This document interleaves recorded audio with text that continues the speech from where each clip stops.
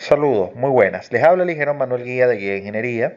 En esta oportunidad voy a conversar con ustedes acerca de lo que hemos determinado como condiciones generales. ¿Pero de qué? De lo que serían los sistemas de fundaciones, tanto superficiales como profundos y pilotes, para una edificación, utilizando el Robot Structural Analysis, en este caso el Professional. Esta presentación busca utilizar lo que nosotros hemos conocido como el código vamos a decir, el código general en el que todo el mundo está trabajando las condiciones de concreto armado, como es el código ACI. ¿Sí? Normalmente todos los códigos suramericanos están asociados al código ACI y que nosotros podemos vamos a decir que manejamos habitualmente. Ahora, entendamos algo. Los códigos, los códigos simplemente plantean la utilización de los requisitos, como dice aquí, requisitos de reglamento para el concreto estructural. Pero entendamos algo, muchos de los procedimientos que están en los diversos códigos, son, vamos a decir, procedimientos estándar. ¿Sí? ¿Qué quiero decir yo con esto? Que el diagrama de momentos, los esfuerzos cortantes se calculan de misma manera para China, para Estados Unidos, como para Colombia, para Perú, para Venezuela, etcétera. Es el mismo procedimiento. Recordemos que sobre todo la parte de ingeniería y la parte de suelo proviene de muchos de estudios que se han venido haciendo a nivel mundial y que eso han complementado la preparación de un procedimiento para obtener determinados valores. ¿Sí? Por lo menos cuando hablamos de los ensayos de suelo, nosotros no tenemos ensayos de suelos específicos para nuestros países. Nosotros tenemos ensayos de suelos que son generales. Algunos los llamamos SPT, los otros los llamamos calicatas o perforaciones, calicatas y perforaciones, excavaciones, toma de muestra, prueba de desgaste en algunos casos de los materiales. Vamos a hablar de límites líquidos, límites plásticos, el procedimiento de capa blanca es el mismo. O sea, todo esto está generalizado. Por lo tanto, lo que nosotros aprendemos muchas veces de los códigos es simplemente la implementación de ellos dentro de un país. Algunos casos varían, sobre todo es lo que es las combinaciones. En algunos casos las mayoraciones son un poco menores o mayores, van a depender de la idiosincrasia que se tiene en ese país con respecto a ese tema en particular. Entonces, fíjense, nosotros lo que quiero yo que determinemos y que yo sé que ya muchos de ustedes manejan, porque ya son profesionales, es la diferencia principal que va a haber entre lo que sería una fundación superficial y un piloto. Sin caer en términos generales y de ecuaciones, nosotros siempre vamos a suponer que una fundación es de tipo superficial, a pesar de que puede estar sobre o bajo el suelo, aquella que no considera que las acciones de los esfuerzos de la zapata o del elemento de fundación pase a un nivel mucho mayor en la parte del suelo. ¿Sí? Entonces, por eso es que llamamos superficial, porque lo superficial prácticamente estamos hablando es del efecto de las cargas de la edificación, cómo se van distribuyendo en la parte del suelo. Muchas veces lo hemos llamado condición de acción directa en algunos casos. Entre estas zapatas superficiales, individuales o de maneras aisladas, tenemos estos 5 sistemas que a la final son parte de un mismo sistema, un mismo concepto.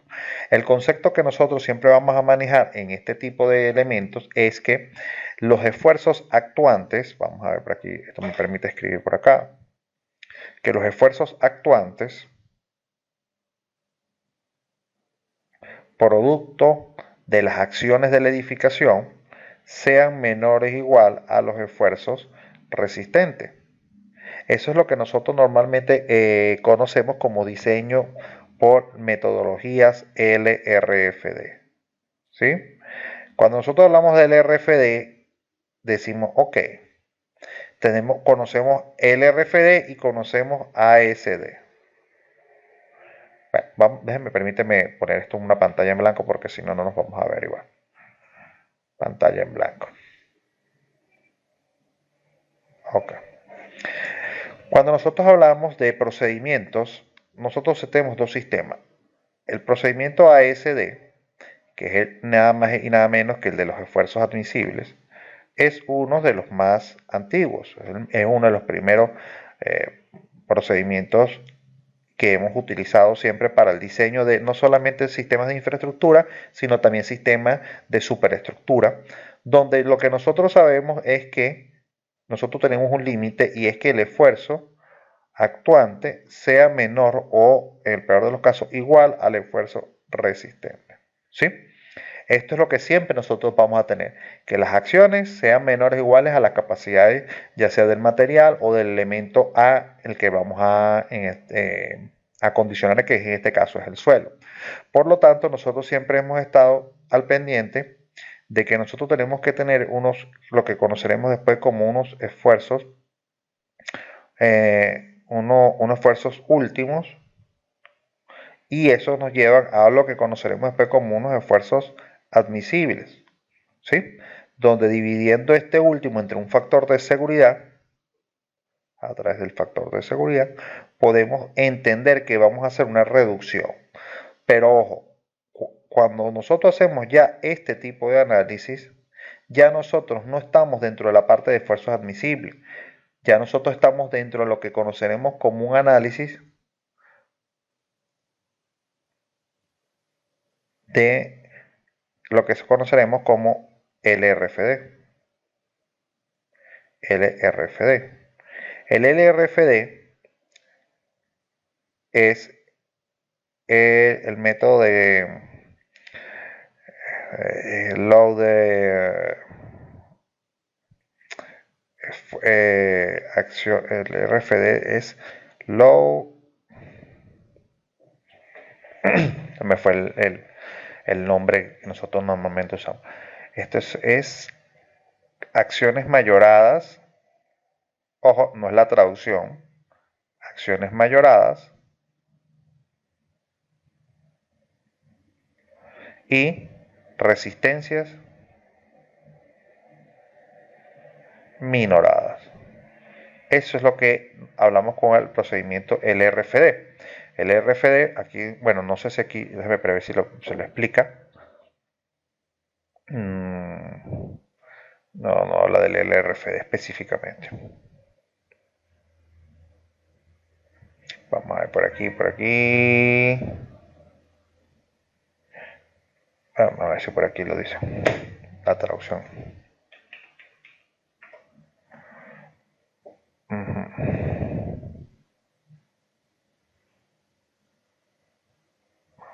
Aquí.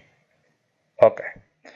El RFD tendríamos la traducción de load, serían cargas, and resistance o resistencias, resistance,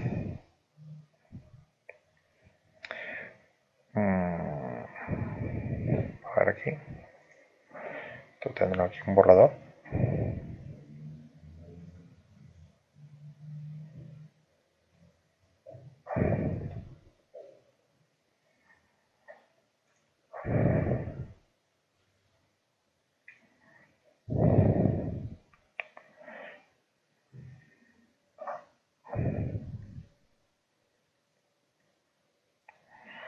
Tensor Factor Design,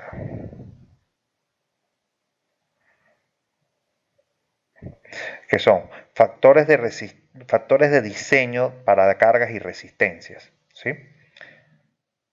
Design. Factores de diseño. Ok. Entonces, cuando nosotros tenemos este tipo de acciones, permítame un momentico. Sí, factores de carga y resistencia. Entonces, estos factores, ojo, pueden ser tanto de mayoración como de minoración, que es lo que Vamos a poner aquí lo que yo quería expresarles acá. Por ejemplo, las acciones cuando las mayoramos, esto aquí, las mayoramos, tenemos los factores de mayoración. Estos normalmente están asociados a las combinaciones de carga. Combinaciones de carga, de donde nosotros vamos a evaluar lo que conocemos como ULS o estados límites últimos. ¿Sí? Aquí tendremos combinaciones donde a veces multiplicamos 1.35 o 1.40, ¿sí? De la carga muerta, por ejemplo, y a veces tenemos 1.2 de la carga muerta más 1.6 o 1.7 de la carga variable. Y esas son cargas que son de tipo gravitacional y entonces ya uno sabe que son las que nos van a proporcionar las mayores acciones verticales desde el punto de vista del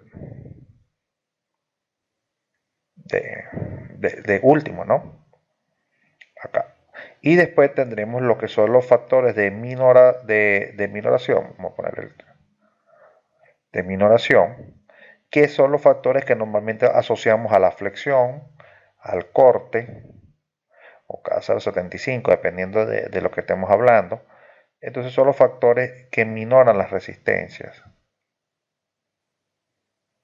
Las resistencias. Entonces todo lo que está asociado en este momento al diseño, todos los diseños se están haciendo por los factores de carga y resistencia, ya que nosotros obtenemos combinaciones y esas combinaciones que son los esfuerzos actuantes, esas combinaciones que nos van a provocar las fuerzas actuantes ya tienen implícito su factor acá, ¿sí? De mayoración. Y cuando tenemos que dividir ese factor de seguridad, hace que usted tenga que tomar las acciones máximas que pudiese estar considerando usted como límites del suelo, las divida usando un factor de minoración para poder entender que ahora va a chequear no tanto la resistencia última, sino la resistencia o el esfuerzo admisible que tiene el suelo. Esto es porque esto es el hecho de que usemos ahora estos factores de minoración nos colabora a minorar los riesgos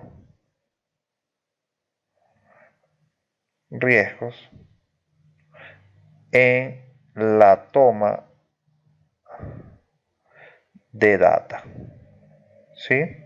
La data, en este caso los suelos, suelen ser muchas veces, a veces no se tiene el estudio, a pesar de que nosotros hablamos de que en un mundo ideal siempre vamos a tener el estudio, a veces no se tienen los estudios, y también de alguna, vamos a decir, cierta incertidumbre que hay en la precisión de obtención de los resultados, porque por más buena laboratorio que tenga, por más bueno que haya sido la persona que toma los datos, puede haber un tipo de problema no asociado al proceso de toma de datos, sino también al momento preciso en el que se tomó los ensayos.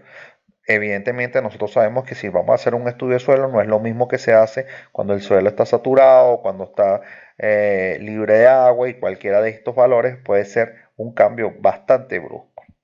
Ahora, cuando ya nosotros conocemos el esfuerzo que tenemos, y esto es producto de que ya nosotros tenemos en la parte superior, y es algo que siempre vamos a tener, que nosotros tenemos el sistema de la estructura, en este caso, y el curso lo vamos a enfocar a edificaciones, es porque nosotros, vamos a decir, es los casos más comunes. Nosotros tenemos distintas formas de establecer cómo estas acciones van a ir llevadas al suelo, que es lo que nosotros normalmente haríamos diciendo, bueno, hay algunas condiciones, el suelo va a estar aquí, esto vamos a empotrar, esto se va a ir articulado y aquí tendríamos esto, ¿sí? Aquí tendríamos ya lo que nosotros conoceríamos como el nivel más 0,0. Entonces todas las acciones que van a ir producto de esto, ya sean las fuerzas laterales, que pueden ser por viento o sismo, cualquiera de las dos, las cargas gravitacionales, que pueden estar hablando de la carga muerta o de las cargas variables que van a depender propiamente del uso de la estructura, todo eso tiene que morir en el suelo, ¿sí? Y si nosotros no hemos hecho un estudio correcto, y eso lo decía el ingeniero Rodrigo la clase pasada, que en función de la tipología y la configuración y la altura de la edificación, nosotros podíamos entender que en las partes inferiores a ellas, nosotros teníamos que hacer un estudio en profundidad, en detalle. Y para nosotros, ¿por qué? Porque nosotros tenemos que conocer si es un suelo estratificado, cuáles son los estratos, qué tipo de estratos son, cuáles son los espesores de estos estratos y que cada uno de estos elementos brindará un nivel de resistencia para con el suelo. Hay un dibujo que es muy famoso que nosotros siempre vimos en nuestras clases, que era lo del diagrama de Boussinet. El diagrama de Boussinet no es más que evaluar cómo va a ser la forma en la que los esfuerzos actuantes de la edificación van a estar ejerciendo presión en las partes inferiores de la estructura. Algo más o menos como así. Vamos a suponer esto aquí. ¿Sí? Fíjense lo que decía Elena Rodrigo la clase pasada, que dependiendo, ojo, fíjense que ya se va a algo muy particular, a la carga P. La carga P que se va a ir en cada columna, la carga P que estará presente en cada columna, que dependiendo del sistema de fundaciones que usted haya empleado, digamos que usó una zapata aislada, en función de la zapata aislada que usted está calculando, esta zapata tendrá unas dimensiones, porque estas dimensiones, entonces nosotros decimos, bueno, pero ¿qué tanta influencia tendrá esta carga P sobre el terreno que vamos a incorporar? Bueno, va a estar estrechamente ligada a la dimensión de la zapata, ¿sí? Si no mal recuerdo, era dos veces la dimensión más grande de la zapata, vamos a suponer que es una zapata cuadrada, B y B, entonces sería dos veces B, más evidentemente el de su F, la profundidad de más de su F, más 2 metros. Entonces, eso sería la influencia aproximada. Si suponemos que nuestra columna, vamos a decir, nuestra fundación es de 3 por 3 metros, tendríamos 2 veces 3 serían 6, una profundidad típica sería 1.5, entonces tendríamos 8.5 metros. Entonces nosotros debemos evaluar de dónde tenemos estos 8.5. ¿Sí? Ahora, muchas veces las personas no van vamos a decir, hasta las últimas consecuencias del estudio de suelo porque se consiguen alguna capa dura.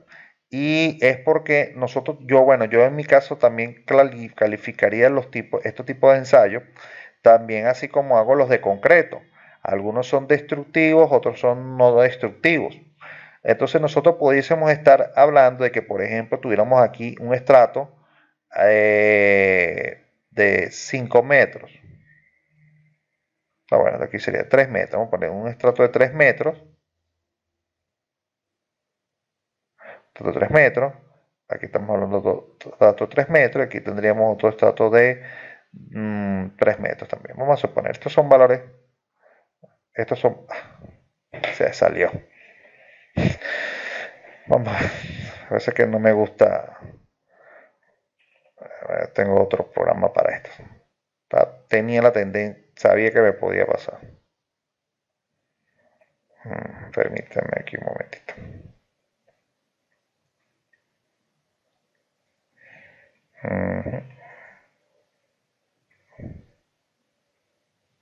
Sí, se me borró la pantalla en blanco.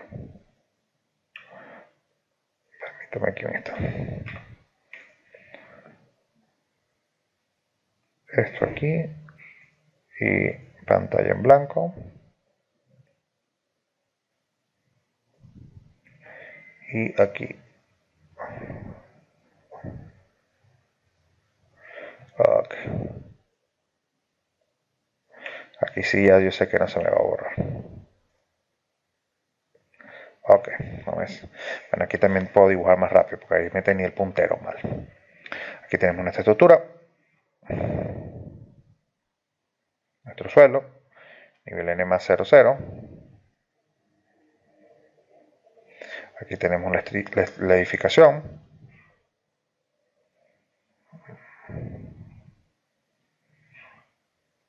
Por acá.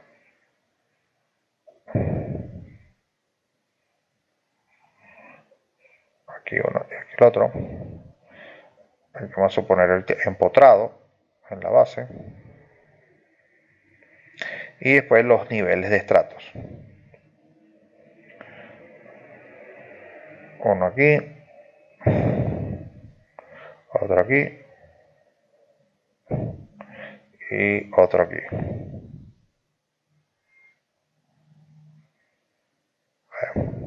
Esto lo podemos poner unos colorecitos aquí diferentes. Pasa que estos colores son demasiado chillones. Ok. Vamos a poner aquí y estamos acotados acá. 3 metros, 3 metros, 3 metros. Entonces, suponiendo que nosotros tenemos una carga P en uno de estos elementos, y es lo que nosotros decíamos, que no todo el tiempo va a ser lo mismo. Si nosotros tenemos la carga P que viene y vamos a colocarla en una acción de una zapata aislada, acá la acción, dependiendo fuera B o A, aquí nosotros tenemos que tener una dimensión, la más grande de ellas, suponiendo que esta zapata es cuadrada, ambas serían B. Tendríamos 2 veces B más D sub F, que es la profundidad, más 2 metros. Y eso nos daría aproximadamente el nivel de influencia que va a tener nuestro elemento de fundación, ¿sí?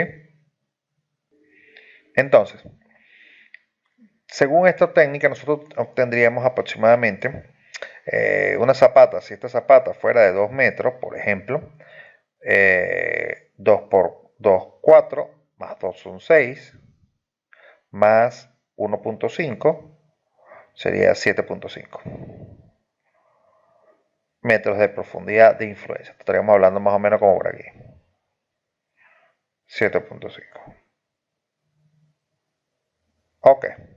Eso con respecto a lo que sería el diagrama de Boussinet para esta zapata.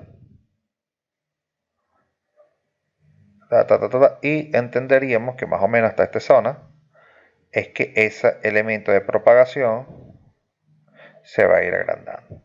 Entonces, ¿qué es lo que pasa? Hay mucho software que nosotros simplemente estudiamos es la superficie de contacto, donde tendremos aquí nuestra fundación, nuestro pedestal de aquí para arriba, y nosotros lo único que hacemos es incorporar elementos spring o elementos resorte, como lo quieren llamar, que va a tener el K del suelo, KSUS, y ese módulo, este KSUS, que lo conocemos también como el módulo de balasto, es un parámetro que nosotros utilizaríamos porque calculamos siempre con el que está inmediatamente en contacto con el sistema de fundación. Entonces corrijo, estas líneas tendrían que ser acá, permítanme. Estas líneas a partir del sistema de fundación. Disculpen acá. Hasta aquí.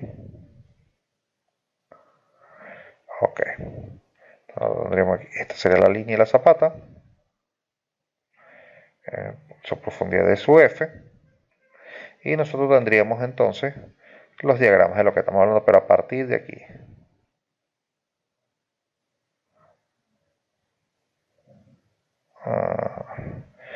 El ingeniero Rodrigo se va a encargar de explicarles mejor esta condición y de algunas ahora. Entonces, ¿qué pasa? Cuando nosotros diseñamos el sistema de fundaciones, nosotros muchas veces utilizamos un módulo de balasto estándar que depende del tipo de suelo.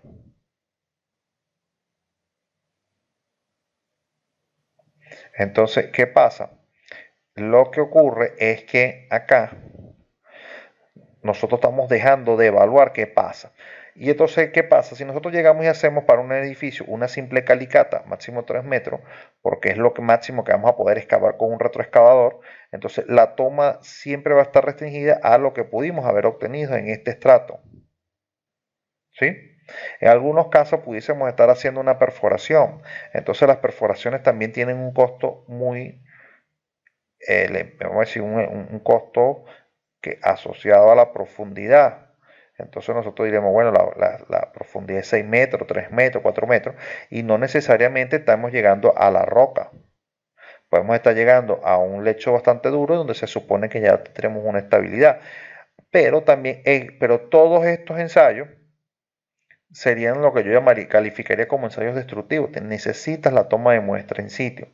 Hoy en día hay estudios en los que nosotros podemos hacer por lo menos refracción sísmica y nosotros pudiésemos analizar a través de diagramas, de acuerdo a las ondas, poder calcular los estratos, las profundidades y las características de cada uno de ellos. Eso nos permitiría que nosotros pudiéramos hacer una evaluación mejor de lo que vamos a incorporar. ¿Sí? Ahora, estas zapatas no solamente vamos a evaluar las funciones de esfuerzo, sino que también que el mismo módulo de balasto no va a ser constante, no va a depender nada más del Q, como normalmente lo tenemos, del Q último o del Q admisible, usted incorpora un caso S. Pero ¿qué pasa? El caso S, el módulo de balasto, que es un procedimiento que lo van a empezar a calcular con el Rodrigo, que le van a explicar las fórmulas, es en función del área que transmite el esfuerzo con la carga P. Eso quiere decir que necesitaríamos la carga P y conocer una zapata inicial para saber cuál sería el módulo de balasto que deberíamos estar incorporando en los pies de la fundación, considerando el sitio de fundación de la misma. Pero también hay un efecto de estratificación que nosotros pudiésemos estar considerando. Son pocos los programas en el mercado que han incorporado esto. La gran mayoría trabaja ya con elementos finitos y son enfocados a lo que es la parte de diseño, la parte de suelos, ¿no? Que la cosa también no son tan fáciles. Pero cuando nosotros hacemos de un sistema de fundación en una estructura, todos tenemos que conocer estos conceptos para poder determinar cuál es el sistema de fundaciones que vamos a colocar. Algunos países tienen, vamos a decir, estructurado el hecho de que un calculista solamente se carga de la superestructura, ¿sí? Y después el ingeniero especialista en geotecnia se encarga de resolver el problema del sistema de fundaciones.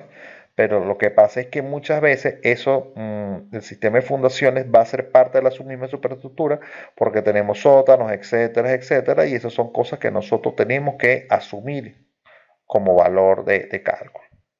Entonces, de aquí es que podemos clasificar como zapatas superficiales a aquellas donde netamente vamos a estar trabajando con las áreas en contacto netas de la fundación, pues, que sería, por ejemplo, la zapata aislada, una variante de la zapata aislada, aquí es aislada, es aislada,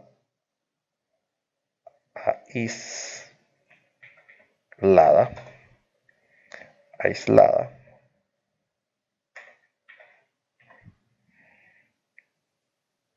es el hecho de que siempre vamos a estar hablando de la tierra que está, vamos a evaluar el terreno que está en contacto directo con la zapata. Ahora, ¿de qué va a depender la profundidad de fundación? Depende realmente de dos condiciones. Uno, de que nosotros excavaremos hasta tratar de conseguir las mejores condiciones de suelo para colocar nuestra fundación. Y la otra cosa es que también dependerá de, vamos a decir, de las cargas que tenga incorporadas. Muchas veces las cargas que tiene la edificación necesitan ser compensadas con empotramientos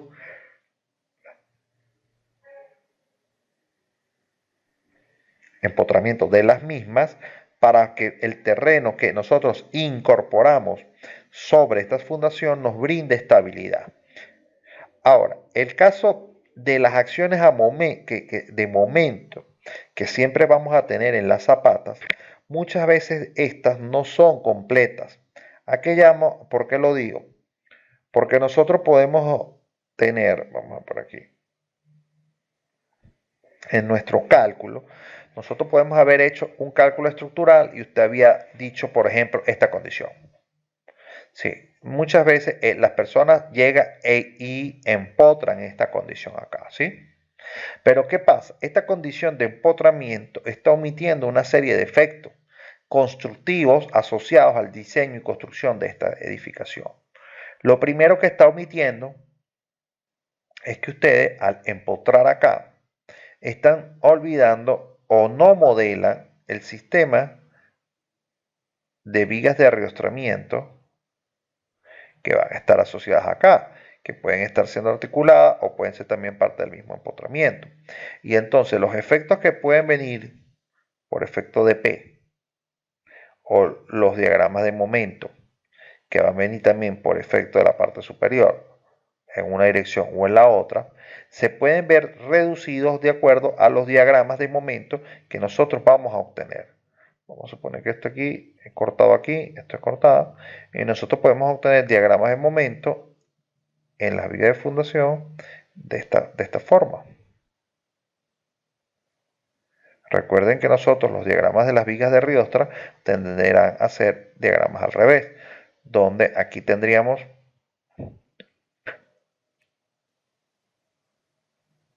positivos y negativos, esto debido a las acciones de empuje que van a ejercer precisamente el terreno, los resortes, sobre el área de la viga de Riostra.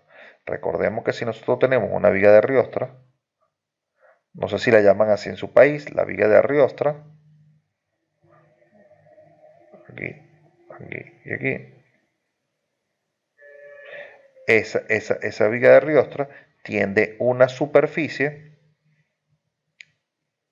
que va a servir también como fundación. Eso quiere decir que netamente la incorporación de vigas de ariostramiento, incorporar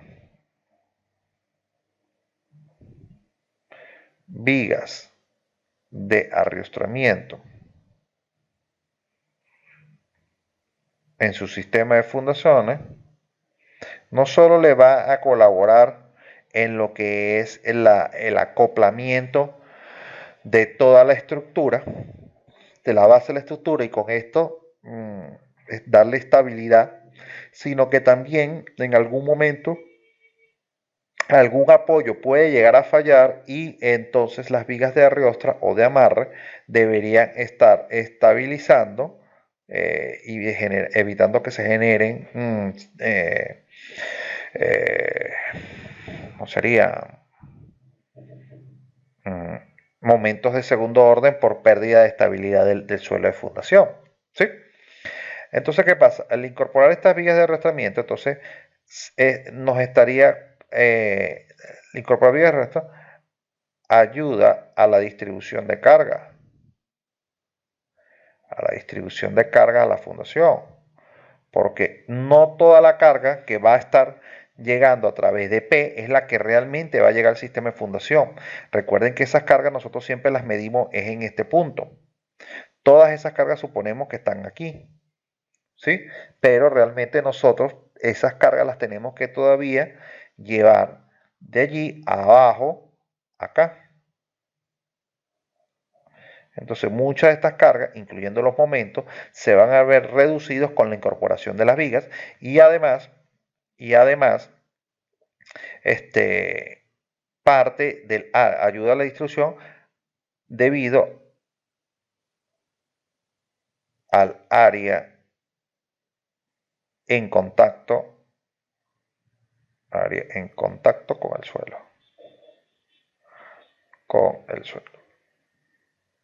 ¿Qué es lo que usted va a tener? Tranquilamente usted lo que va a tener es que parte, si usted llega y calcula el peso total de la estructura, usted dice, bueno, peso total de la estructura, peso total de la estructura. Entonces usted dice, bueno, ese P es el P total. Ese P total, algunos pueden decir, bueno, ¿y cuánto es el peso entre las fundaciones? El peso individual. Entonces, si la estructura fuera simétrica, usted diría, bueno, P sub T sobre el número de columnas. Pero entonces, ¿qué pasa? El P individual, si usted hace la sumatoria de los P sub I individual, actuante sobre el sistema de fundación, va a ser diferente a lo que sería el P total. ¿Sí me doy a entender? De sub I1 hasta hacia N. ¿Qué quiere decir? Ojo, una cosa es que yo diga las reacciones totales aquí. Si estas son las reacciones, la sumatoria de las reacciones R sub I debe ser igual al peso total de la estructura si estamos hablando de peso propio, ¿no? Pero si estamos hablando de la que llega al suelo, la que llega aquí, es diferente, ¿sí? Es diferente.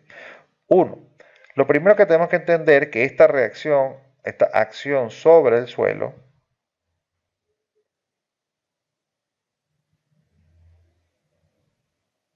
no es solamente la que viene de aquí.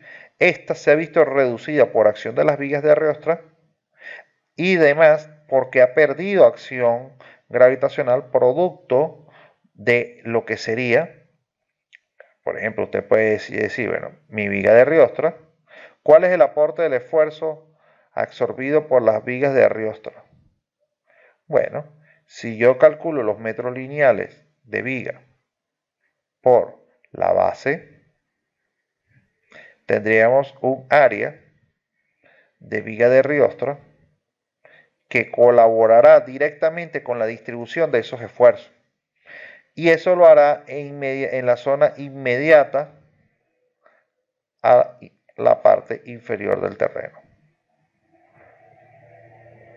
Ok, entonces de esa manera nosotros estamos haciendo que las cargas ahora que quedan, entonces ¿qué es lo que va para la zapata? Bueno, en la zapata, que sería el esfuerzo actuante en la zapata, no es más que el esfuerzo total menos los esfuerzos productos de las vigas de Ariosto.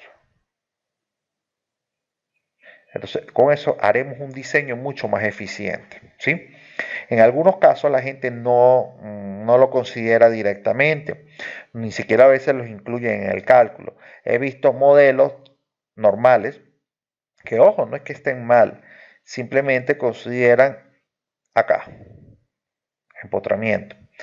Y se le olvida que tienen que modelar, por ejemplo, las otras condiciones que están en la parte inferior y generar algunas componentes. Ahora, ¿qué ocurre si yo llego y me olvido de la viga de Ariosto? Sino simplemente que me llevo todas las acciones que vienen de la parte superior, más el peso de la viga, el terreno, etcétera, etcétera, para este punto. Entonces, allí prácticamente lo que estaré es sobredimensionando el sistema de infraestructura. ¿Ves? Entonces, por excelencia, siempre usamos zapatas aisladas o zapatas dobles para simplificar ese procedimiento. Y en el caso de que tengamos muros, pudiesen estar siendo, vamos a decir, tonalmente lineales con una profundidad fija o una profundidad escalonada en donde la geometría del sistema lo solicita. ¿Sí? Ahora, ¿qué sucede cuando tenemos muchas cargas y poca área de distribución? Empiezan a solaparse unas fundaciones con otras, así como se como se van a empezar a solapar los distintos diagramas de Boussinet que pudieron haber quedado en una misma estructura. Ya aquí yo lo borré.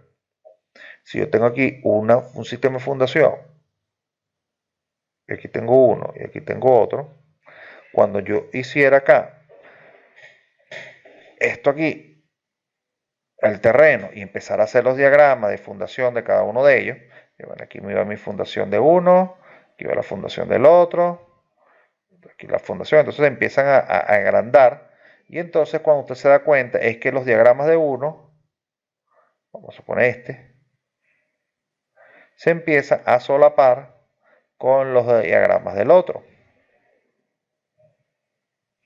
acá, acá, acá. Y con el otro. Entonces usted dice, bueno, aquí va uno, aquí va el otro, aquí va, entonces empiezan a solaparse. Entonces estas zonas en las que hay solapamiento, solape, de esfuerzos, conllevarían a que tuviéramos un diagrama irregular y eso pudiese hacer perder estabilidad a la edificación. Por lo tanto, nosotros recurrimos a sistemas mucho más complejos, mixtos. Por ejemplo, esto una zapata doble aislada, zapata aislada doble, normalmente el factor de referencia es que aquí no hay una separación lo suficientemente efectiva entre este punto y este punto para que el esfuerzo de estas llegue completamente al suelo. Entonces, ¿qué pasa? Nosotros logramos hacer una zapata completa porque los efectos empiezan a solaparse. Y ahora, una solución para ya todo un sistema es lo que nosotros llamamos una losa de fundación. Una losa de fundación que pudiesen clasificarse como semirrígidas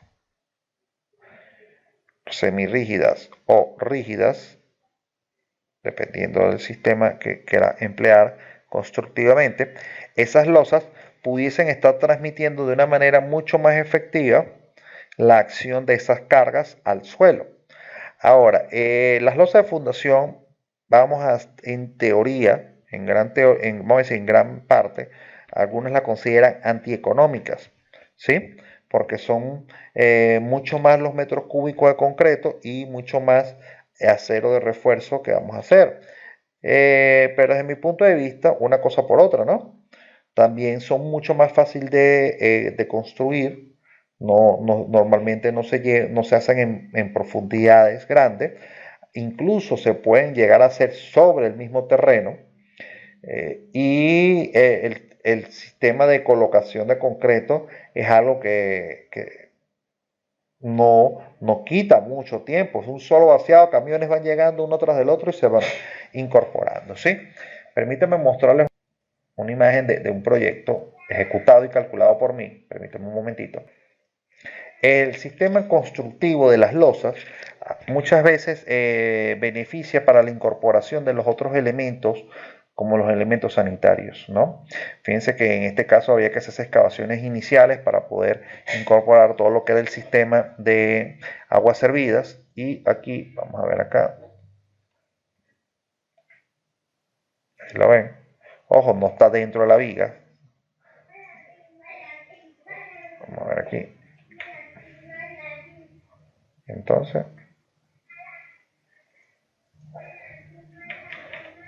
entonces, ¿qué pasó? Permítame un instante. Aquí, y fíjense, aquí ya, en la parte ya de estas losas, tenía una 21 metros por 10 metros, eran dos losas por 0,50 de espesor. Estábamos hablando de una losa 210 por 0,5, 105 metros cúbicos y la otra era 370 por 0,5, 185 metros cúbicos. Ahora, fíjense algo. Este sistema que está, fíjense que estas vigas que ustedes están viendo con estribo no se colocan en muchos casos. Fíjense esto acá. Aquí está unos elementos que van a ir de manera embutida. Fíjense que está el acero inferior de la losa y aquí están las vigas que van a quedar de manera embutida. Aquí ya las estaban bajando. Esto las arman en la parte de arriba y después la dejan caer. Y fíjense que después se coloca lo que sería el acero superior para poder poner la parte metálica y hacer el vaciado. En estas fotos no sé. Fíjense aquí, ¿ven? ¿Qué es lo que pasa? ¿Qué es lo que se gana acá? Cuando nosotros incorporamos un sistema de vigas de riostra internamente, le brindamos una mayor rigidez al elemento y ese hace y nos brinda el hecho de que podamos reducir los metros cúbicos de concreto o el espesor de concreto. En este caso, esta losa fue rediseñada por mí porque inicialmente tenía una losa de un espesor de unos 80 centímetros. ¿sí? Entonces, ¿qué es lo que hice yo? Mandé incorporar elementos de villa de Riostra del mismo acero de refuerzo que tenía incorporado en la parrilla, ¿sí? Y eso dio como resultado que pudiéramos reducir el espesor de 0,80 a 0,50. Entonces redujimos unos 30 centímetros que serían, para ver, en total eran 210 metros cuadrados más 370. Eso por punto 30, redujimos 174 metros cúbicos de concreto, ¿sí? Del cálculo inicial. Fíjense cómo fíjense aquí sí se nota una vista. Eso era un día antes de empezar el vaciado. Fíjense, aquí se puede, cómo se están puestas todas las vigas. Le faltaba, o ya se había empezado a incorporar el acero de refuerzo superior. Entonces, fíjense, el proceso del vaciado es un proceso bastante simple, ¿verdad? Aquí, bueno, aquí está este hombre con el vibro para evitar espacios vacíos. Y bueno, aquí vienen ya los obreros. Lo bueno, por ejemplo, esas dos losas se vaciaron en un solo día, ¿no? El proceso constructivo fue bastante simple.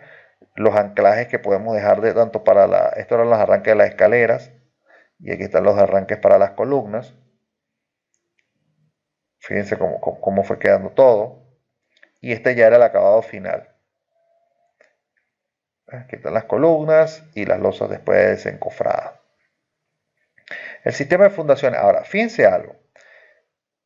¿Cuál fue la parte fundamental acá? El terreno. Yo les voy a mostrar este terreno, porque este terreno fue un movimiento de tierra, uno de los primeros movimientos de tierra que me tocó. Fíjense el terreno. Ojo, esto es mucho antes del vaciado, ¿no? Este es el levantamiento topográfico, la topografía existente. Fíjense el terreno, ¿no? Materia vegetal, toda esta área que está limpio, aquí usted ve así, lleno, fíjense que hay agua, y se aprecia toda esta materia vegetal que estaba aquí. Esto después fue, mire, todo esto que ustedes ven acá, estuvo aquí, en la zona donde estábamos vaciando. Fíjense, tuvimos que preparar la compactación y compactar en la zona, traer material, porque era muy malo el material. Fíjense, aquí se nota, mire, aquí se nota la diferencia en los colores, ¿no? Material preparado, compactado para la colocación de la losa al material orgánico que estaba acá. Ahora, ¿qué es lo que ocurría? Nosotros preparamos el material, pero el estrato en la profundidad era un estrato bastante malo para el suelo. O sea que esos son suelos normalmente y se saturaba con gran facilidad. Me acuerdo que ahí teníamos que estar, fíjate, tuvimos que dejarle inclinaciones para que el material no se le acumulara el agua. Esto después fue una desidia de la obra, que se paralizó la obra por un tiempo y llegó la gente a acabar con la obra. Aquí está. Unos elementos. Esto fue lo que a la final quedó. Pero ojo, ¿qué quiero yo decir con esto? Las losas de fundación siempre van a ser una solución bastante fácil. Constructivamente son fácil y fácil de resolver. Muchas veces dice, bueno, pero va a ser más caro, sí, pero tampoco tienes que estar haciendo las excavaciones. El encofrado es un único encofrado, los días de vaciado son pocos y usted no solamente está ganando el sistema de fundación como tal, sino también en algunos casos el sistema de pisos del primer nivel. Simplemente sobre esa losa usted puede fundar directamente. ¿Ve? Ahora, hay casos en los que la situación del terreno es más extrema y podemos tener muchos estratos malos y sino hasta la profundidad es que podemos tener algo bueno. Y ahí es cuando nosotros ya aplicamos lo que conocemos como sistemas de fundación profundas, que lo conocemos normalmente con el nombre de pilotes, ¿sí? Pero fíjense que el sistema de pilotes realmente, desde mi punto de vista, tiene tres formas de disipar la energía o las acciones de la carga. Cuando nosotros diseñamos pilotes, siempre se dice, vamos a decir desde el punto de vista de términos, nosotros podemos decir, bueno, yo tengo acá mi terreno natural, tengo mi terreno natural, y aquí tengo yo mi edificación, ¿sí? Y que en base a lo que yo tenga aquí incorporado, yo puedo obtener un sistema de pilotes, evidentemente, si mis estratos suelen ser, por ejemplo, terrenos arcillosos o arenas de poca densidad, ¿sí? Eso ya uno lo va viendo. Niveles de freáticos altos, ya uno dice, no, tengo que meterme un poco más en la profundidad. También empieza otro factor que es el factor altura de la edificación para brindarle estabilidad, ¿sí? Entonces usted opta por un sistema en el cual usted dice, bueno, yo tengo que incorporar un sistema de pilotes, ese pilote va a tener un cabezal, ¿sí? Y ese cabezal va a tener un elemento que va a bajar como que si fuesen unas columnas hasta determinada altura, ¿sí? Y en el trayecto el pilote va a trabajar de tres formas. Voy a hacer un pequeño gráfico acá de lo que sería este pilote afuera, ¿no? Tendríamos este pilote, vamos a ponerlo aquí en planta, tendremos este pilote en perfil, aquí tendríamos nosotros el diámetro del pilote, visto en planta, y después lo tendríamos acá, hasta el punto, etcétera. ¿Sí? Entonces, ¿qué pasa? Cuando nosotros tenemos un sistema de pilotes, normalmente los pilotes se calculan de dos maneras, o por fricción o por acción de punta. Cuando nosotros hablamos de un pilote de fricción, es aquel donde nosotros vamos a considerar como elemento principal de absorción de energía la fricción que existe en el sistema. ¿Sí? Esta fricción que lo representamos como resortes, esos resortes tienen una capacidad a la fuerza vertical y una a la lateral, y que, ojo, rodeará todo el pilote, ¿no? Esos son 360 grados. Entonces, normalmente un diseño por fricción engloba al perímetro del pilote. Lo que hace que tengamos pilotes de gran tamaño. Bueno, va a depender también de la carga que le estén llegando. Pero ese es el diseño por fricción. De esta forma, como repito, esto es una antesala a lo que después ustedes van a ver. Van a ver en detalle cuáles son las ecuaciones. Pero desde mi punto de vista, un pilote nunca es netamente por fricción, al menos que usted esté llegando a estratos tan malos, tan malos, tan malos abajo que usted decidió nunca llegar a la roca. Pero por conto y que eso no ocurra, usted en la punta del pilote también tenemos una capacidad, que es lo que llamamos un diseño de punta. ¿Sí? Lo único, la diferencia dependerá del área del pilote en la punta. En la punta. ¿Sí? La parte inferior del pilote. Entonces, ¿qué pasa? Cuando hablamos de un pilote de fricción, es que netamente todos los elementos que están atravesando, porque van a ser distintos módulos de balasto casu H horizontal, ¿no? Que casu S es para el módulo de balasto, pero estos tendrán casu H. Algunos horizontales en X y otros casu H, pues. Y algunos casu vertical. Entonces, ¿qué pasa? Usted dirá, bueno, tendremos varios, pero también en la punta va a haber uno. Eso quiere decir que un pilote realmente no todo el tiempo no puede trabajar con una o con la otra. Usted puede decidir, bueno, me voy por fricción, pero lo que le va a dar la punta del pilote le va a quedar como un factor de seguridad. Y hay otro elemento, que es que el cabezal también va a funcionar en una área, en este caso, esta área, ajena al área del pilote, como una losa.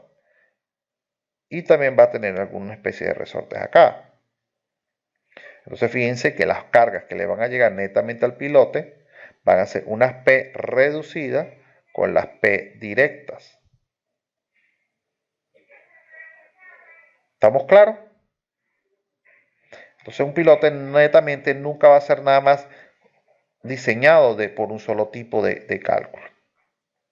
Ahora, ¿de qué tenemos que estar pendientes? De que los pilotes, cuando tenemos uno o dos pilotos, tienen que tener una parte normalizada, que es lo que más o menos explico acá, donde la separación entre estos es fundamental. Recuerden que ellos van a depender de una fricción lateral. Y esa fricción lateral, si usted empieza a colocar muchos elementos cercanos, se van a afectar unos con los otros.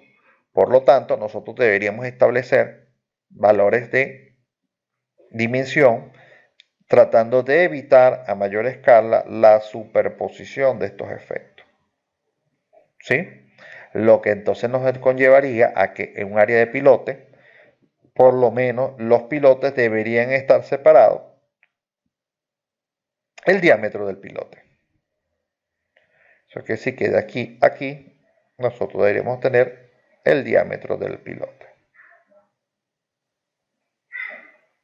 Ahora, los cabezales, el efecto de los cabezales también están asociados a esto, a separaciones mínimas en ambos lados de las caras del pilote. Entonces yo he visto pilotos que a veces lo hacen tan cerca, que ciertamente ya los están construyendo y dicen, bueno, pero eso no va a funcionar correctamente. Las hipótesis de cálculo fueron erradas, no se hicieron como se tenía que hacer. Ahora, ¿qué quiero yo mostrar con esto? Que si usted tiene dudas de esto, evidentemente, nosotros dentro del curso nosotros vamos a buscar de que usted reduzca esta cantidad de dudas, pero que usted sepa dónde poder ubicar información adicional a esto. Fíjense que nosotros tendríamos siempre a la disposición lo que es el ACI, el código ACI, para poder evaluar cuáles son las opciones que nos permite este código o el código de nuestro país, que también tendrá un capítulo dedicado a las cimentaciones. ¿Sí? Fíjense, aquí está hablando y aquí habla, fíjense, de las generalidades, empieza a hablar de los materiales que tenemos que estar presentes. Normalmente se usan unos materiales que no tienen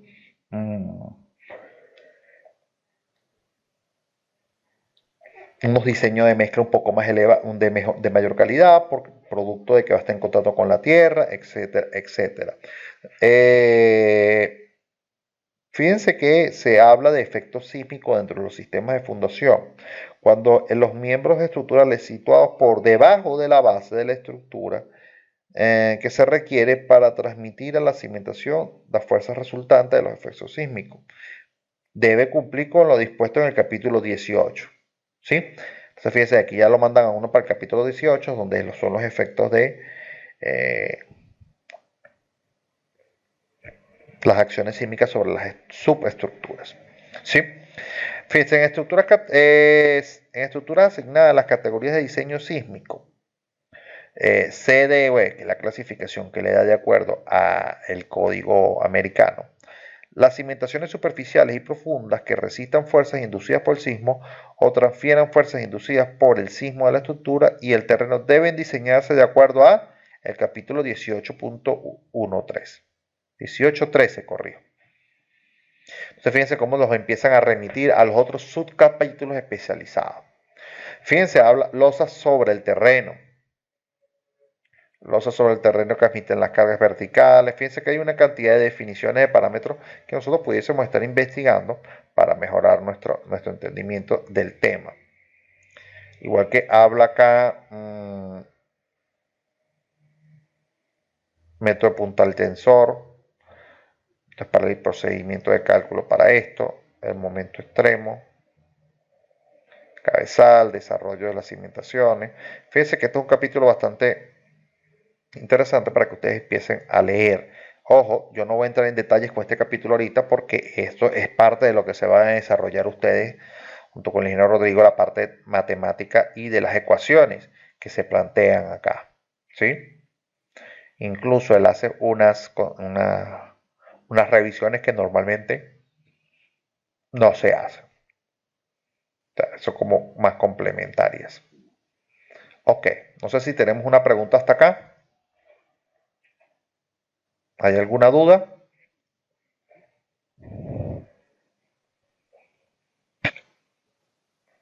¿Todo ok?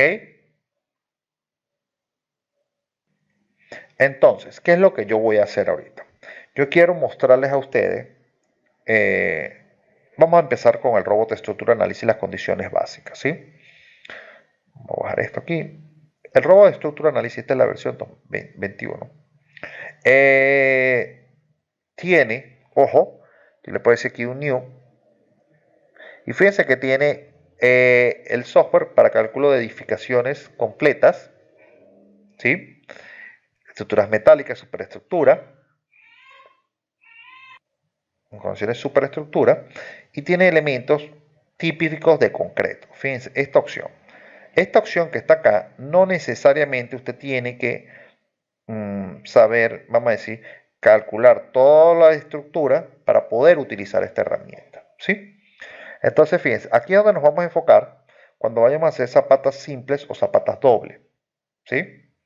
Aquí, condiciones de elementos de concreto, hacemos clic allí y el software se va a configurar y adaptar y tener visibilidad en función de lo que vamos a calcular. Ahora, nosotros, por ejemplo, en el caso de ustedes me dirán, ingeniero, no he usado nunca el robot. Vamos a hacer una configuración básica de esta opción. Si usted abrió su software y hizo clic en la parte concreta, va a caer en esta ventana, que puede variar con respecto a las otras ventanas que usted escoja. Pero entonces nosotros lo primero que vamos a hacer acá, fíjense, es irnos a este botón donde está el Tools. Es fácil de identificar, lo ven como una llave. Al hacer el Tools, esas son ventanitas emergentes que usted las puede seleccionar con el mouse pegado y dejarlas arriba. Y fíjense que el Tools tiene 4 opciones. 1, 2, 3, 4, que son herramientas. La primera es una herramienta editor de cálculo que usted puede escribir lo que usted quiera allí. ¿Sí? Vamos a hacer escape sobre el sistema. Eso puede quedar o no puede quedar. Bueno, y abrí varios, no debía haber abierto varios. Permítame. Hay una forma de quitarlos. No, no se quita. Hay una forma de quitarlo, pero no me acuerdo cómo es que es la cosa. Aquí chis.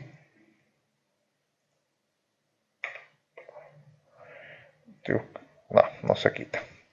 Bueno, podemos ir. Después le busco la solución de cómo quitarlos. No me acuerdo exactamente cómo era la combinación. Tenemos una calculadora que podemos abrir y cerrar cuando deseamos. Esto creo que déjame ver si lo puedo sacar aquí. No me acuerdo. Aquí y aquí. Ok. Y acá, preferencias. Fíjense que vamos a tener preferencias y preferencias del trabajo. ¿Eh? Preference y Job Preference. Unas van a ser generales que van a estar demandando todo el software y otras al proyecto en particular que usted está haciendo. Si nosotros le decimos Preference generales, se nos va a abrir esta ventana y tiene que ver con la configuración general del software, donde nosotros podemos establecer desde el lenguaje, nosotros podemos decir, mira, estamos regionalmente en los Estados Unidos, fíjense que no está Suramérica, ninguno de estos países, yo lo configuro Estados Unidos porque al usted incorporar que está regionalmente en Estados Unidos, le va a permitir que los códigos de diseño sean los similares a la ACI, o sea propiamente la ACI o la ISC, en el caso que esté calculando estructuras metálicas. Pero acá, lenguaje de trabajo, working language. El Autodesk Robot no tiene versiones en español, no tiene versiones en otro idioma, porque el mismo software permite que usted pueda cambiar el lenguaje de trabajo incluso a español. ¿A qué me refiero yo? Que todo esto que ustedes están viendo en la interfaz en inglés puede ser traducido al español directamente desde acá. Ahora, cosa la cual no recomiendo. Yo recomiendo siempre use el idioma en inglés porque mucha de la ayuda que va a poder usted recibir en internet de este software o de muchos otros vienen con la plataforma en inglés. Incluso están en árabe o están principalmente en francés. Pero si esas personas que dictan esos tutoriales, etcétera, etcétera, usan la plataforma en inglés. Incluso los videos de nosotros siempre van a ser con la plataforma en inglés. Para que, bueno, ahora, lo que sí puedo hacer es que los reportes salgan en español. Si su cliente es en español, usted va a poder sacar un reporte directamente desde el software. ¿Estamos claros? Entonces, fíjense, vamos a dejar esa configuración. Ustedes la pueden dejar como ustedes que les recomiendo si dejen estas dos en inglés. Y entonces fíjense, uno va configurando previamente. Ojo, incluso usted puede tener varias configuraciones. Ahorita ya tengo esta porque tengo esta del 2021. Y después venimos a parámetros generales. ¿Cuáles son los parámetros generales? Les dice, bueno, cómo vamos a abrir o cerrar un archivo, que haga un archivo de backup o de respaldo cuando haga el cálculo, usar guardar un archivo en alguna red local, si usted está asociado a un sistema local de redes, podemos guardar un archivo en esa red. Nunca lo he hecho, pero nunca está directamente. A producir un autosalvado o reconstruir la estructura cada 10 minutos. Fíjense, estas son configuraciones que la podemos. Este Object Inspector tiene que ver con este Object Inspector, que después ya les voy a ir indicando cómo se va a mover esto acá. ¿Ven? Estos lo pueden dejar así como está. Y después viene parámetros de visualización. Dependiendo de su PC, o del PC propiamente dicho, que es algo que no hemos conversado. Voy a poner esto aquí un momentito y vamos a hacer aquí un pequeño corte acá. Entonces, fíjense, el software habla acá sobre los parámetros de visualización. Los parámetros de visualización. Y fíjense que me habla de un OpenGL Graphic Window, una ventana gráfica de mejora, o sea, esto es una ventana, un sistema para mejorar el nivel de gráfico que usted va a obtener, ¿sí? Fíjense que se puede configurar como bajo o full. Yo realmente lo pudiese tener hasta full. Lo tengo ahí, bueno, este está recién configurado. Ahora, vamos a conversar un poco sobre el computador. El computador que usted requiere, un computador,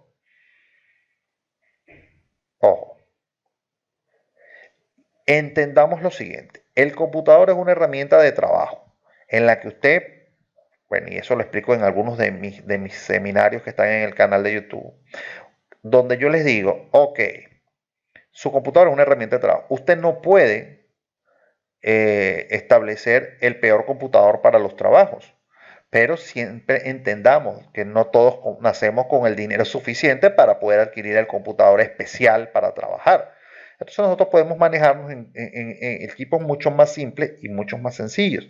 Y en base a esto uno puede ir escalando y también en esos cursos que yo tengo en el canal les explico cómo pueden ustedes estar valorizando su computador para a través de cada oferta de trabajo que usted vaya realizando incluir el precio y así poder obtener un buen computador.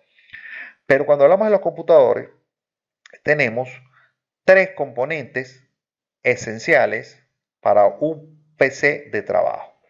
Voy a hablar de un PC de trabajo. Vamos a hablar de lo que llamamos un workstation, un computador de trabajo. Nosotros tenemos que entender que tendrá tres ramificaciones importantes. ¿Sí? Que son las que van a determinar el verdadero costo del equipo. Uno es el procesador. Un procesador. Lo cual les digo ya vamos a decir, con cierta experticia, es que si vamos a la marca Intel, que es una marca comercial, un equipo, por ejemplo, básico, para que usted comenzara, pudiese ser un i3, pero después los tiempos de procesamiento son tan largos que yo recomendaría que usted pudiese usar como básico un i5 hasta un i7. Ahora no sé si creo que hay hasta i9, no me acuerdo. Sí, creo, está desactualizado. Vamos aquí rapidito para ver procesadores Intel.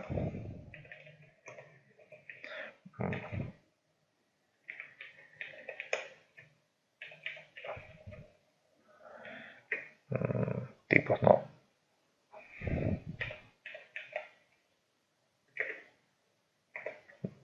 No, llega hasta el i7.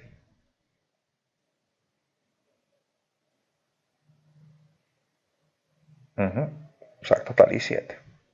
Después los cambios vienen por generaciones. Un i7, ok. Evidentemente el costo de aquí a aquí varía. Incluso dentro de los mismos i7 hay de distintos tipos. ¿Sí?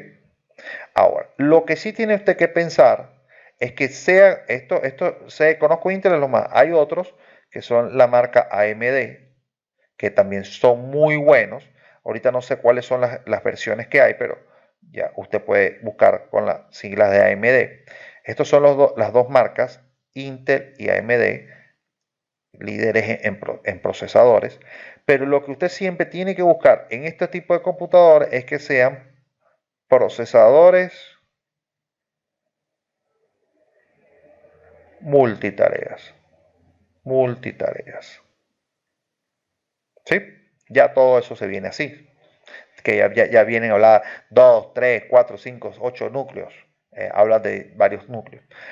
¿Por qué? Porque si usted llega y tiene un procesador simple estándar de los iniciales que se tenían, que no son multitarea, cuando usted está haciendo un cálculo, la computadora se va a congelar, se va a quedar allí únicamente pensando esa tarea que está haciendo y eso no es algo que hacemos habitualmente. ¿Sí? Ahora, otra de los elementos que usted tiene que considerar es la memoria RAM. La memoria RAM funciona como las neuronas del PC. Mientras más rápida llega la información al cerebro, que es el procesador, mucho más rápido va a ser el proceso de cálculo. Entonces, las memorias RAM hay de diversos tipos. Hay de DDR2 y DDR3, así van, 4, no sé por dónde van ahorita. Pero este software trabaja cómodamente con un procesador, con una cantidad de memoria por encima de los 8 GB. ¿Sí? Ojo, él incluso puede trabajar con 6. ¿Sí? Pero trabajaría de manera óptima con un PC de 8 GB. Entonces fíjense que allí ya empieza a haber una diferencia con lo que son las computadoras de juguete, como las llamo yo, que son las que venden por allí, que usted va a un centro comercial y esas son las que están puestas, de 6 GB, de 4 GB. Esas son computadoras que no le van a servir para trabajar, ingeniero. Incluso si usted tiene ahorita, hoy en día, una y así el software instale, usted tiene que tener claro que no le puede sobrecargar la edificación. Por ejemplo, lo más que podrá hacer es una casita pequeña, un edificio máximo de 2, 3 pisos y que no sea muy extenso, porque el proceso de cálculo puede llegar a quemar el computador. Y se los digo con la experiencia de haber quemado ya 3 computadores. En mis inicios quemé 3 computadores por sobrecarga laboral. ¿Sí? Ahora, de aquí, de los 8 GB hasta el infinito, todo lo que usted le pueda meter estaría en ganancia. ¿Sí? Y el otro elemento, que es uno de los más importantes y el más costoso, vamos a ponérselo aquí, es tarjeta de video. ¿Sí? Las tarjetas de video son precisamente esto, para las visualizaciones y los procesos de cálculo de cuadritos de imagen. Entonces dice, bueno, ustedes ven a veces computadoras con estos procesadores, con estas memorias de RAM, incluso más, y le dicen chipset integrado. ¿Sí? O le dicen procesador de cálculo Intel. Señores, eso no es una tarjeta de video. Eso es un componente del PC para que usted pueda ver videos y gatos y animalitos y películas. Eso no sirve para cálculo, para trabajo. A pesar de que él va a trabajar con eso, ¿qué es lo que ocurre? Cuando usted tiene un chipset integrado, supongamos que esto es un computador básico. Entonces, el computador básico le dice, bueno, yo tengo un procesador i3. Entonces usted dice, bueno, ya es un procesador bajo, lo que va, un procesador bajo, lo que le va a dar es, se va a tardar, duración en el proceso. ¿Sí? Puede tardar, un proceso que puede tardar 1 hora, puede echarse 10, cosas así. Pero bueno, termina el proceso, ok. Entonces usted le dice, bueno, este procesador está bien nutrido porque yo le voy a meter una cantidad de memoria, unos 6 GB. Voy a estar en la línea. Oh, le pongo los 8. Pongo los 8 GB. Entonces, es un cerebro que a pesar de que es poco lento, tiene buen flujo de información. Pero, ¿qué es lo que ocurre? Cuando él demande video y dice, hey, necesito que la tarjeta de video actúe y no tiene un chipset integrado. Que ese chipset integrado los hay de 1 GB, 2 GB, 3 GB, 4 GB. Pero, ¿qué pasa? Eso no está diseñado para ese tipo de trabajo de video que usted le está haciendo. Entonces, ¿qué va a hacer él? Como se ve sobrecargado, utiliza de la memoria RAM velocidad para él procesar el cálculo. Entonces, ¿qué pasa? Como la memoria RAM ahora tendrá que distribuirse entre el proceso de cálculo del procesador tal como tal y el proceso de cálculo de la parte de video, ¿qué ocurra? En la capacidad, la velocidad del computador decae fuertemente y ahí es cuando nosotros vemos que la computadora comienza un proceso y se congela. ¿Sí? Entonces, incluso, evidentemente, ninguna computadora que venga con más de 8 GB de RAM viene sin tarjeta de video adicional. Entonces, ojo, el chipset integrado, normalmente hay computadoras que traen el chipset integrado y trae también una tarjeta adicional. O sea, ¿qué quiere decir? Que este computador, por ejemplo, yo tengo uno de los computadores míos, tiene eso. Trae el chipset que viene en la tarjeta madre, que es un chip, y trae una tarjeta adicional. Entonces yo puedo configurar el PC que use la tarjeta cuando hago mis procesos de cálculo y le digo, este es el software robot, este es el AutoCAD Civil 3D, usa esto. Pero cuando yo vaya a ver, por ejemplo, internet, que yo vaya a ver películas, usa el chipset para que no me... Entonces, ¿qué pasa? Eso yo puedo asignar tareas. Ahora, una computadora ya de alta gama de trabajo, en el que ya usted dice, mire, ya yo tengo aquí un procesador i7, ya yo de memoria RAM tengo unos 16 o unos 32 GB de RAM, ya no va a traer una tarjeta, un chipset integrado. Trae una tarjeta de video. Y las mejores son las Nvidia. Nvidia. Esas son las mejores. Hay otras, las ATI, también son buenas. Pero las Nvidia son... Ahora, de las Nvidia, si no me recuerdo, creo que se escribe así. Nvidia. Sí, Nvidia. De esas Nvidia hay una gama, y bueno, y las ATI también, tienen una gama de estas, ojo, de estas tarjetas se dividen en 3 tipos. ¿Sí? Las básicas,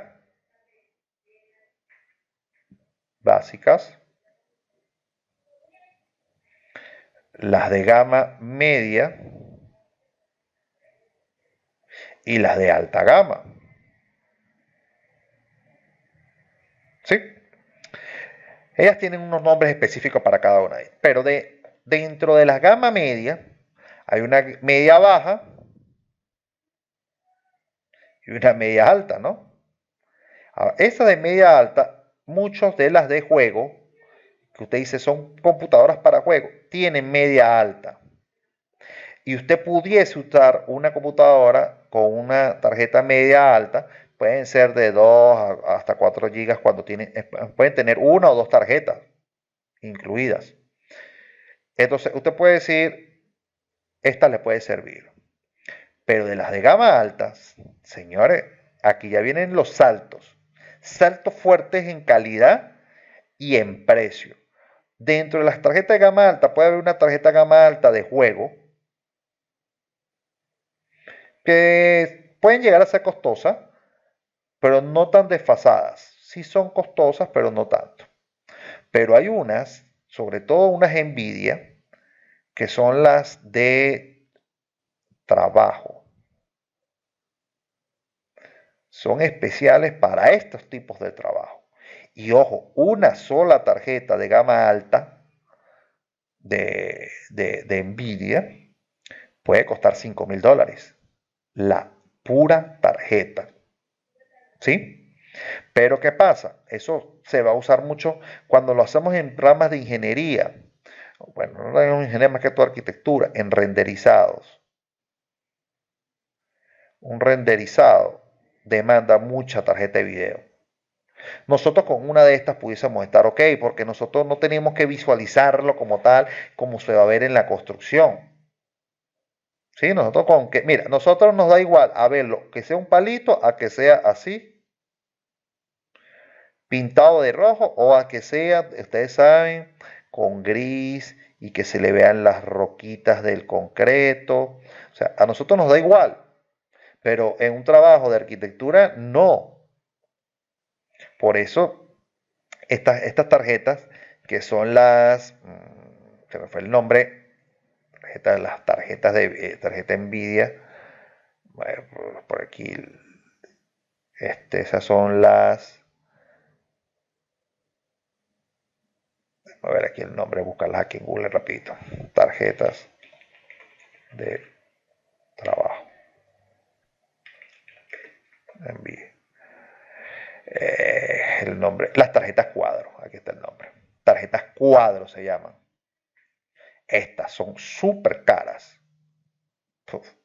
Claro, a nivel de cálculo no nos hace nada. Pero bueno, ojo, es importante. Ahora, ¿cuánto puede costar un PC estándar? Un PC estándar hoy en día puede estar alrededor, cuando hablo de un PC estándar donde usted ya pudiese hacer un proceso de cálculo, por ejemplo, un edificio de 8 pisos, 10 niveles, hacerlas en un tiempo bastante rápido, no de tardarse 5 o 6 horas haciendo un cálculo, con una velocidad de memoria de video de 10 a 16 gigas, ya, de 8 a 16 gigas, corrijo, y una tarjeta básica o gama media pudiese estar costando entre unos 1.500 a $1.700. Y cuando ya estamos subiendo escalón, ya usted puede conseguir una mejor tarjeta, una computadora con un procesador i7 de última generación, eso sí es importante, memoria RAM, puede estar hablando entre 32 a 64 o 48, dependiendo, y pudiésemos estar hablando ya de una computadora de unos $5,000. Ojo, no compre una de $600. Si usted hace una de 6, compra una de $600. Ojo, puede ser que sea lo único que tengo, pero es que la que tengo. Pero piense que si usted va a comprar ahorita un PC, por ejemplo, ya uno siempre tiene un PC. Eso eran en mis tiempos que no todo el mundo tenía acceso a un PC en su casa. Pero ya con el PC que usted tenga, usted puede arrancar a trabajar. Pero si usted quiere proyectarse a unos trabajos un poco más efectivos, hagan la escala primero en la de 1.700. No compre una de 600 o una de 1.000. Espere un poquito y reúne quédese con la base básica hasta que la queme. Y allí usted puede adquirir uno mejor. Pero, por ejemplo, un PC de 1.500, de 1.700, incluso de 1.300, por ahí puede estar consiguiendo uno que le va a permitir hacer los trabajos que le puede llegar a escalar hasta un PC de $5,000.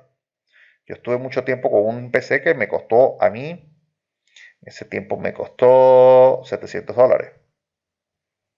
Y todavía está funcionando. Todavía hago a veces trabajos en ella.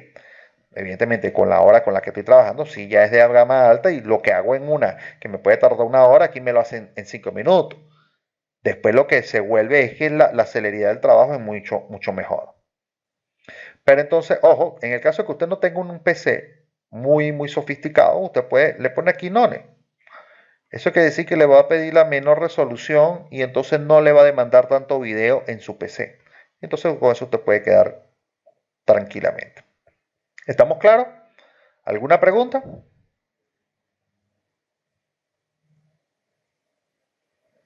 ¿Se entendió la explicación? Ojo, la otra, nunca, pero nunca se deje llevar por el vendedor de las tiendas por departamento. Sí, el vendedor de la tienda de departamento, las computadoras que siempre están en las tiendas por departamento son computadoras estándar, básicas. Ahora, hay las que dicen juegos. Esas les pueden servir para trabajar. Son un poco más económicas que las gamas de trabajo y dan mucha resistencia. ¿Sí? Ok. Entonces, fíjense. Después nosotros conseguimos aquí unas configuraciones del desktop, del escritorio. Fíjense cómo está azulito. Yo puedo cambiar estas acciones si me pesa mucho la vista. Entonces todo se va a cuadrar en función de ella, ¿no? Entonces a veces uno prefiere trabajar así en negro. Otro, por ejemplo, puede serlo en dark green. Para ver. Por aquí, vamos a ver aquí. Yo le puedo decir, bueno, vamos a ponerlo azul. O vamos a ponerlo, vamos a ver aquí,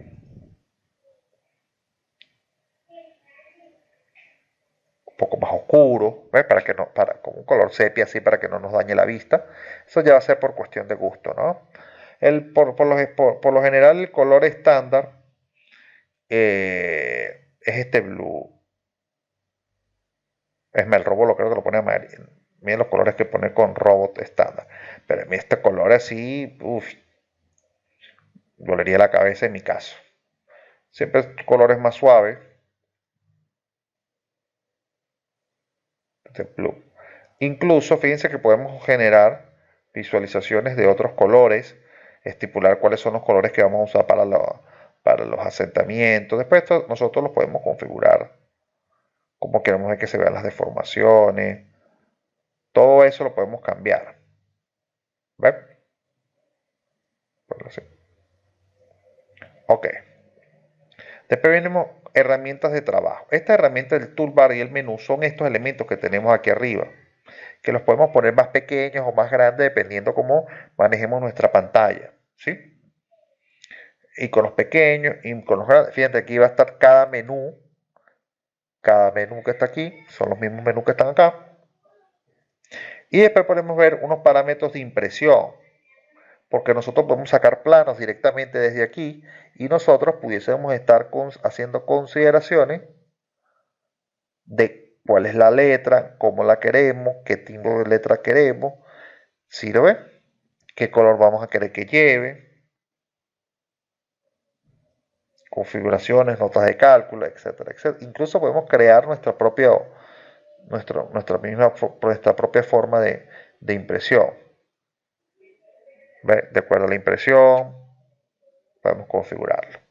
Los símbolos de impresión, por ejemplo, si queremos que los acotados se vean de una forma, se vean de línea, se vean con flecha, que sean líneas interrumpidas o líneas sólidas.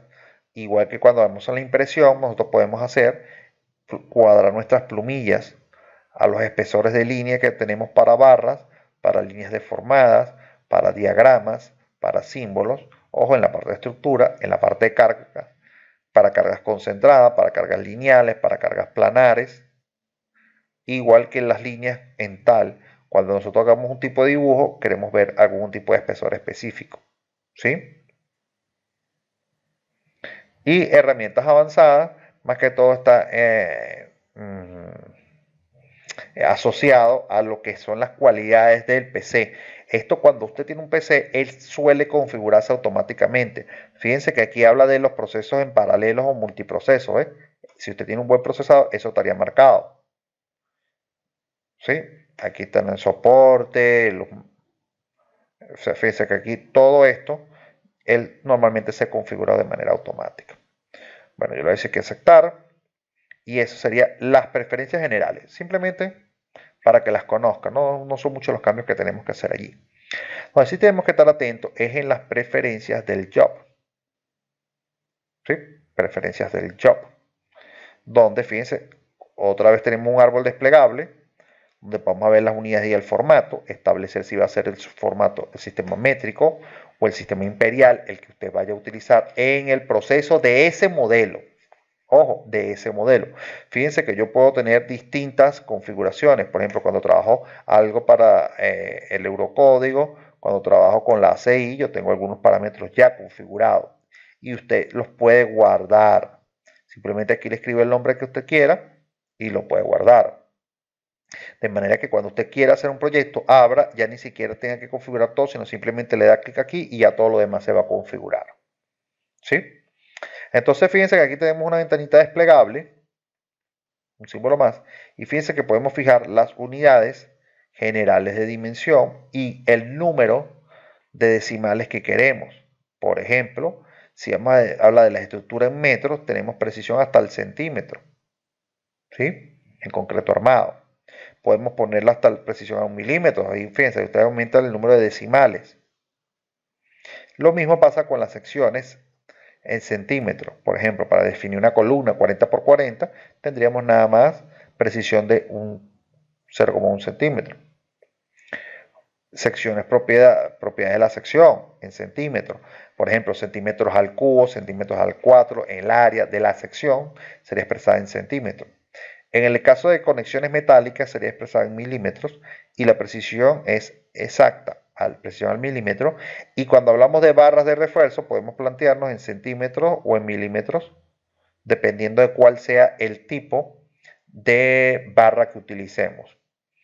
Ahora, el área de refuerzos puede ser en centímetros o en milímetros cuadrados. Y el agrietamiento puede ser medido en milímetros con una precisión de 0,1 milímetro. Eso lo podemos cambiar.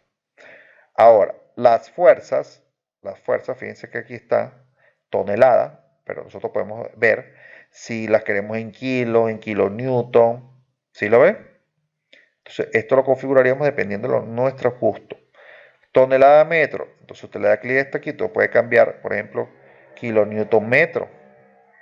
O la que usted quiera. ¿Sí? Acá. Lo mismo unidades. Y lo mismo para los esfuerzos. Kilogramos por centímetro cuadrado. Hay otras acciones que debemos configurar, por ejemplo, los desplazamientos para los asentamientos, o en este caso de fundaciones o desplazamientos laterales, ángulos de rotación, en datos y en resultado. Podemos verla de las dos maneras, así, pónmelo de una forma o pónmelo de la otra. Normalmente siempre vemos esos valores en radianes. Temperatura, peso en kilogramos y masa en kilogramos. Fíjense que hay una diferencia, significa que ya uno está siendo multiplicado por la gravedad y el otro no.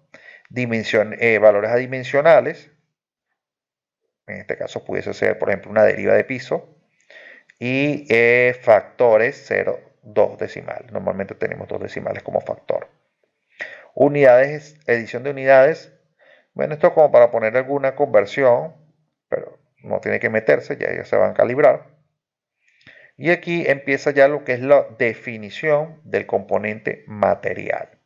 Cuando nosotros tenemos materiales, el robot tiene una extensa base de datos de materiales. Ya no tenemos que definir el material, al menos que sea un material especial. Fíjense que el robot tiene las bases de datos de acuerdo al país, ¿sí? En este caso, habla de American como estadounidense, y nos da los cuatro tipos de materiales que podemos obtener, que es acero, concreto, aluminio y madera. ¿Sí? Entonces, esos materiales, fíjense aquí me dice modificación. Modificación es porque yo quiero ahora ver las propiedades de esos materiales. Entonces yo puedo llegar y decirme del acero y desplegar esta lista y buscar el acero que yo desee. ¿Sí? Acero A36. Aquí estará 2531. Acero A449.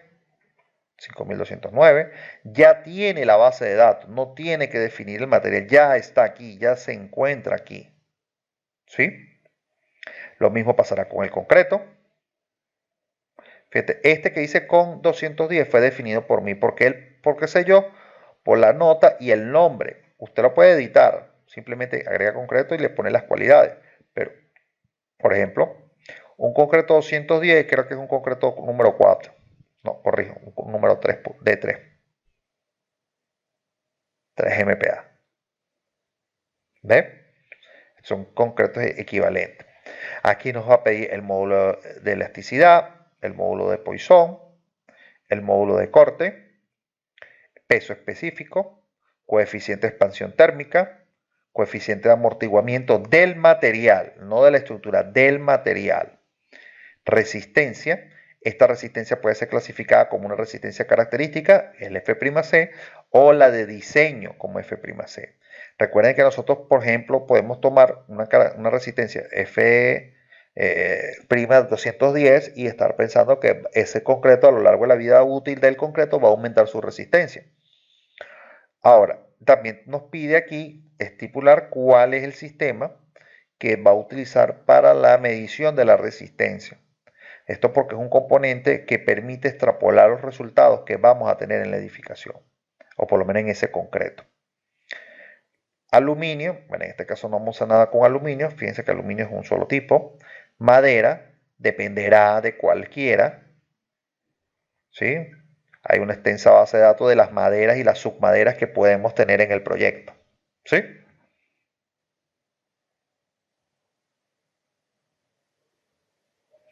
Ahora, fíjense, y otro es que el que usted quiera crear. Usted le pone un nombre aquí, le pone los valores que tiene que tener y listo. Crea un nuevo material.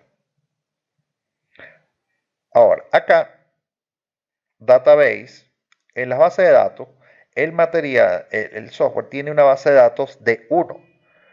Aquí están todas general. Secciones metálicas, ASC, ASTO en el caso de los vehículos, ACE de acuerdo a las cargas de factores de carga, los factores de acuerdo a la AC707. Y fíjense que dice, hay una que dice SOIL, base de datos de suelo, un sistema métrico. Fíjense, usted puede venir acá, va a ver las bases de datos, estas son las que tiene. Esto es pernos. Esto es lo de los materiales. Permítame aquí. Soils, estos son los suelos. ¿Sí? Esta base de datos la puede conseguir en estado métrico o no. Estos son los suelos. Ahí vamos a poder obtener base de datos de la arcilla con los pesos específicos, los módulos de corte, el módulo de los ángulos de fricción internas, de muchos de los materiales que ya están tipificados en ese código que nosotros pudiésemos utilizar. ¿Sí? Aquí vamos a conseguir también, bueno, algunos valores de perno, eso no nos compete, y la parte del diseño. Fíjense, acero metálico, aluminio, diseño de conexiones, diseña nada más con el eurocódigo, no tiene ASC, diseño de madera, RC columna, ACI 318 del 2014. Es la última que tiene, no ha sido actualizada hasta ahora, no sé por qué razones no la han actualizado. Y geotécnica, ACI. Eso quiere decir que nosotros podemos tener de la misma ACI, vamos a ver si yo no la cerré aquí, de la ACI, no, este es el reglamento concreto, no, hay un ACI que es especial para suelos, que ahí van a tener todos los componentes de suelo especificados. Fíjense que los símbolos más habla de las cargas, pero eso nosotros no las vamos a usar porque vamos a usar nuestras propias cargas, y después habla de los análisis de estructura. Esto sí déjenlo así porque como no vamos a analizar propiamente la estructura, el análisis modal, análisis no lineales o las cargas sísmicas que vienen allí, no nos vamos a meter con eso. Sí, porque no vamos a calcular superestructura hasta ahora.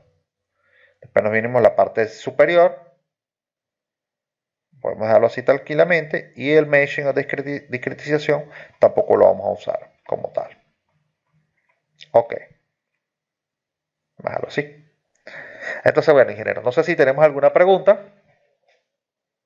o alguna duda con respecto a lo que hemos estado conversando.